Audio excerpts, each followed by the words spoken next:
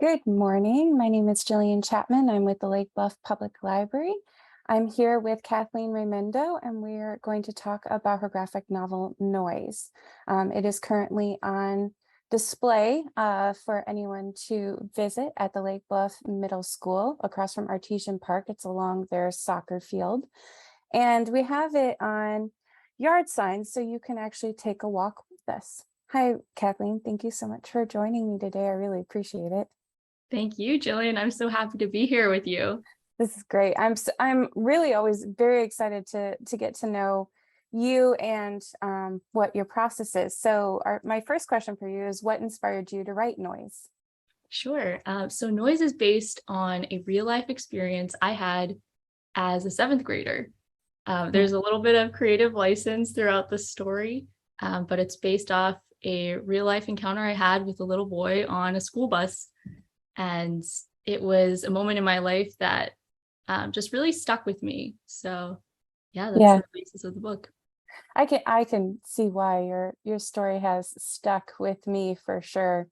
So I mean, I can see why you would take that on with you in your life and kind of go back to it. How long have you been writing and or illustrating your own work? Probably as long as I could hold a pencil, honestly. I'm from a really big Catholic family. I'm the second oldest of six kids. So my journey as an author really started with having little siblings and wanting to amuse them. So I just get my colored pencils and make stories for my little sisters. Oh, that's really sweet. That's really great that you had that kind of support from your family to share in storytelling. Have you always been interested in telling stories visually or verbally or anything along those lines? Yeah, I think I was an illustrator before I started telling stories. I Mm, just loved art. I've always been drawn to just anything artistic or creative, anything like crafty. So visual arts has always really drawn my attention. that makes sense. Something we've been talking about amongst the staff, because on your website you use the word comic. Is it considered a graphic novel or a comic? I don't really know much of the difference between the two. Yeah, I think it would technically be a comic because of the page count. Okay. Um, yeah. Okay, great. What is the greatest thing you want someone to take away from reading your comic? Ooh, that's a tough one. Um, I think that mainly middle little things really matter. And there's just a lot of importance about being kind to people, even when you don't feel like being kind, because everyone's going through something and you might not know it on the surface. Um, I think also like the importance of saying sorry when you've done something wrong and making up for it if you can, and how you can make friends in really unexpected places. Yeah, it's amazing how I think emotionally anyone can kind of bounce back from a moment or a mistake if just by talking to the other person and having those conversations. Mhm. Um, what would you say to an aspiring writer or illustrator? Basically, you can do it. If you want to be a writer or an illustrator and you put your mind to it, you can do it. And it's not too big of a dream. I I wanted to be an artist and an illustrator and an author when I was really little. And as I grew up, I don't think I ever thought I would actually do it until publishing Noise. And what's so crazy for me in this whole author journey I've been on is that um, publishing this book was very unexpected to me. I actually started this project as a class assignment in college. So um, I think for anyone who wants to be an author, it's like your dream. Just I really encourage you to tell the story that really only, like, if you have something to share, you have something good and true and beautiful that you want the world to know, then go for it. Did you go to school for writing or for drawing? I went for graphic design. Okay. And then I took a comic book making class. It was the first time it was being offered at my university, and I thought, hey, it would be fun. So started it as a class project, and then at the end of it, when I ended up finishing, just so many people encouraged me to publish it, and I hadn't even expected to do that at the start of the class. It was just like, oh, I'll have fun.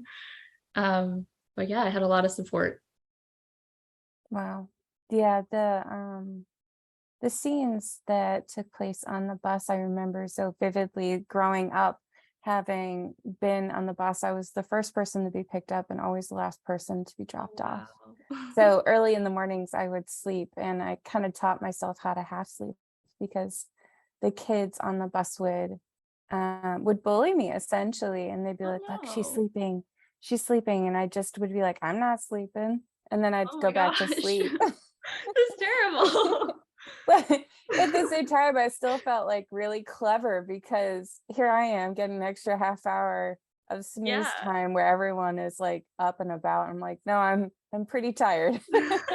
Hey, it's a good use of your time if you can fit Yeah, in a it nap. sort of felt like. Let's see here. Will we see more moments like Noise with these characters, or is this a single story you wanted to highlight?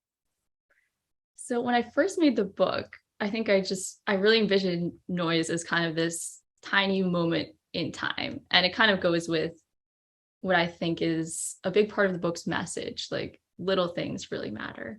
And pay attention to little moments because they can make a big difference for someone. So I won't say never, but for now, um, I really envision noise as kind of a standalone moment.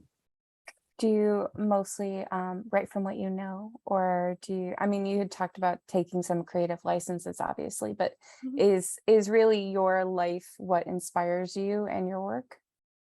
Yeah, I would say my life, or even stories that I've heard from other people's experience, just like lessons they've learned throughout their lives, whatever, like kind of the big like aha moments for people is kind of my starting point.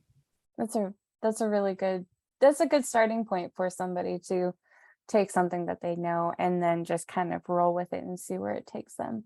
Exactly. Yeah. Uh, what is the next project you'll be working on? So I don't have anything officially in the works, but I keep a notebook, kind of like all of my ongoing ideas, inspirations, story prompts, and sketches. So there's a lot of like background ideas going on, I guess.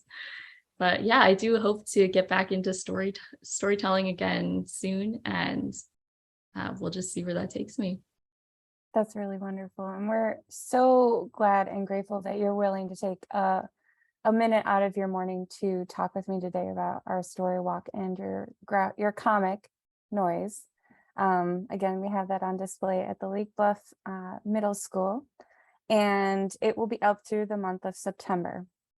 So anyone can go and see it for this month. And then if you visit our website, www.lakeblufflibrary.org, you can enter to win a raffle of a copy of the book. So thank you again, Kathleen. I really appreciate And thank you so much, Jillian. I'm so happy to be here with you. it. Thank you.